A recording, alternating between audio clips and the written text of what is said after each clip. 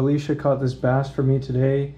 So now that my fish is all filleted, we are going to move on to the batter. First, I'm going to add a cup of flour.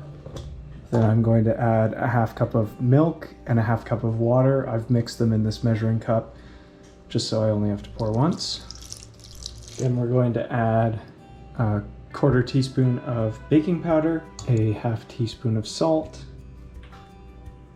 a half teaspoon of paprika, and a half teaspoon of Italian seasoning.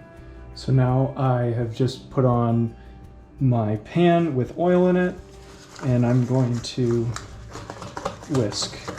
Now that that's all mixed, we can take our fillets and just drop them in there. Once our pan heats up, we're going to put them in the pan.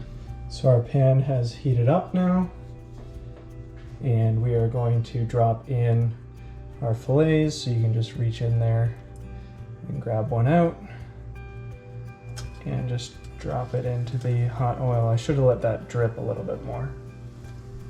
There we go. Now we're just shallow frying again, so we're gonna let this side go, and then we're gonna flip them and cook the other side.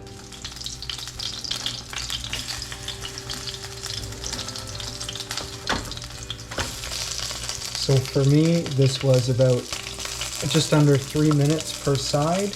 Once they're done cooking, grab a plate and a paper towel, and you're going to set them onto that plate with the paper towel. And take your pan off the hot burner.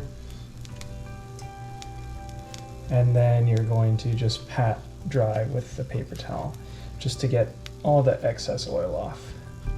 And look at that. 2 fish fillets from a wild bass.